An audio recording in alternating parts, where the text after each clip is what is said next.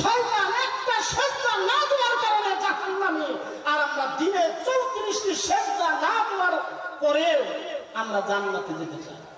এই জন্য আল্লাহ সুবহানাহু ওয়া তাআলা বলেন, ওয়া ইয কুলনা লিল মালাইকাতি ইসজুদু লি আদামা ফাসাজাদু ইল্লা ইবলিস আবা ওয়াস্তাকবার ওয়া কানা মিনাল কাফিরিন।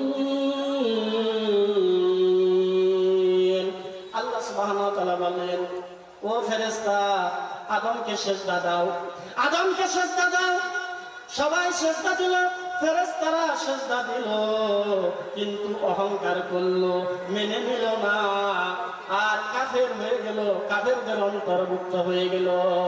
সবাই সিজদা দিল, কিন্তু শয়তান একটি সিজদা দিল না। সে কি করলো? অহংকার করলো, মেনে নিল না, আল্লাহ তাকে কাফেরদের অন্তর্ভুক্ত হয়ে গেল।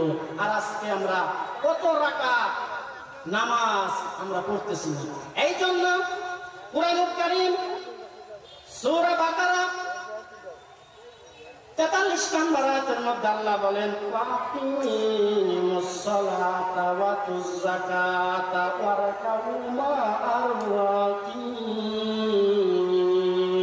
তোমরা সালাত পড়ো, সালাত আদায় করো, সালাতকে প্রতিষ্ঠিত করো এবং যাকাত আদায় করো এবং রুকুকারীদের সাথে রুকু করো।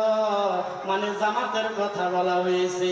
এই জামাতের যে কত দাম, যদি মানুষ জানতো, বুঝতো, এই জামাত কখনো ছেড়ে দিত না। এই জামাতের জন্য বিশ্বনবী তায়েফের ময়দানে, উহুদের ময়দানে রক্তাক্ত হয়েছে, তার শরীরে রক্ত ঝরেছে, পাথরের আঘাত খেয়েছে। এই জামাতের যে কত দাম, কিন্তু বুঝলাম না। ভালো মানুষ বাড়িতে নামাজ পড়ি, জামাত বুঝি না। বিশ্বনবী একদিন আম্মা জান আয়েশা রাদিয়াল্লাহু তাআলা আনহাকে বললেন, তোমরা আমার মাথাটা একটু উঁচু করে ধরো, আমি নামাজের দৃশ্যটা একটু দেখি। আমি নামাজের দৃশ্যটা একটু দেখি, যে নামাজের জন্য, ইসলামের জন্য আমার রক্ত ঝরেছে, আমি একটু দেখি। শুধু তাই নয়, এই জামাতের যে কত দাম, অন্ধ সাহাবী বিশ্বনবীকে বললেন, আমি অন্ধ, আমি তো চোখে দেখি না, আমাকে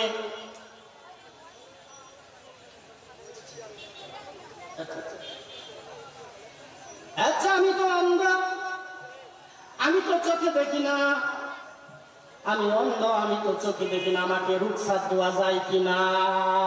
বিশ্বনবী বললেন, আচ্ছা ঠিক আছে, ঠিক আছে, তুমি যেহেতু অন্ধ, তুমি চোখে দেখো না, ঠিক আছে, তুমি যাও। লোকটা যখন একটু কাছে গেল, একটু দূরে গেল, বিশ্বনবী ডাক দিয়ে বললেন, দাঁড়াও, তুমি কি আজান শুনতে পাও? বলে, হ্যাঁ, আমি তো আজান শুনতে পাই। তাহলে তুমি আজানের জবাব দিবা, আর জামাতে এসে নামাজ পড়বা। প্রয়োজনে যদি রশি টানিয়ে উপর আসতে হয়। বিশ্বনবী বললেন, তুমি যদি আজানের শব্দ শুনতে পাও, তুমি কি করবে? আজানের জবাব দিবে, এবং প্রয়োজনে তুমি রশি টানিয়ে তুমি জামাতের মধ্যে অবস্থান করবে। শুধু তাই নয়, আম্মা জান আয়েশা রাদিয়াল্লাহু তাআলা না দেখেন বিশ্বনবী ঘরে নাই, হুজরাতের মধ্যে নাই। বিশ্বনবী দেখেন নবীর মধ্যে নামাজ পড়ে, মসজিদে নামাজ পড়ে, লম্বা রুকু, লম্বা সিজদা। আম্মা জান আয়েশা রাদিয়াল্লাহু তাআলা বলেন, আপনি কেন এত কষ্ট করে নামাজ পড়েন? আপনি কেন এত কষ্ট করে নামাজ পড়েন? আপনার আগের গুনাহ মাফ, পরের গুনাহ মাফ, তারপরে এত কষ্ট করে কেন নামাজ পড়েন? বিশ্বনবী বললেন, আল্লাহ সুবহানাহু ওয়া তাআলা আমাকে এত সুন্দর নিয়ামত দান করেছেন, আমাকে এত সুন্দর নিয়ামত দান করার পরেও কি আমি আল্লাহর শুকরিয়া আদায় করব না?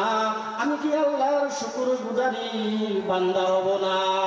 এত নিয়ামত দেওয়ার পরেও কি আল্লাহর শুকরগুজারি বান্দা হব না?